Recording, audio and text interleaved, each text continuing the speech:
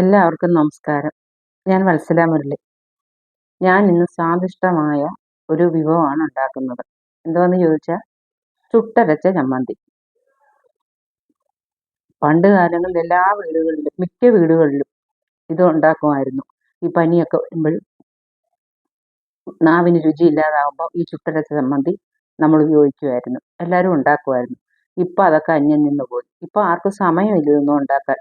തേങ്ങയൊക്കെ ചുടണ്ടേ, മുളക് ചുട്ട് അരയ്ക്കണ്ടേ. അപ്പം അത് ബുദ്ധിമുട്ടാണ്. അതുകൊണ്ടാണ് ഇപ്പം ഉണ്ടാക്കുന്ന വീടുകളും കാണുമായിരിക്കും.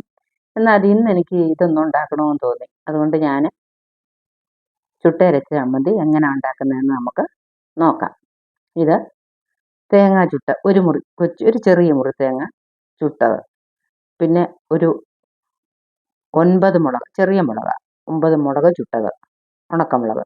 ഇത് ചുമന്നുള്ളി, ഒരു 3-4 ചുമന്നുള്ളി, ഒരു കുറച്ച് വാളൻപുളി, പിഴുപുളി, ഉപ്പ്, കറിവേപ്പില.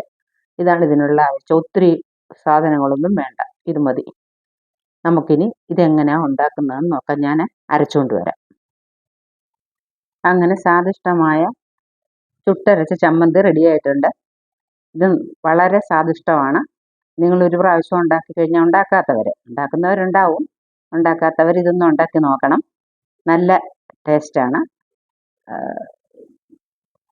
ചുട്ടരച്ച ചമ്മന്തി മുളക് കൂടുതൽ വേണ്ടവർക്ക് മുളക് കൂടുതൽ ചുട്ട് ചേർക്കാം. മുളക് കുറച്ച് മതിയവർക്ക്, ഞാനിപ്പോൾ 9 മുളക് എടുത്തിട്ടുണ്ട്, ചിലപ്പോൾ അത് 7 മുളകും മതിയാവും. അതുപോലെ ഓരോരുത്തരുടെ ടേസ്റ്റ് അനുസരിച്ച് ഉണ്ടാക്കുക. നിങ്ങളിതൊന്ന് ഉണ്ടാക്കി നോക്കൂ.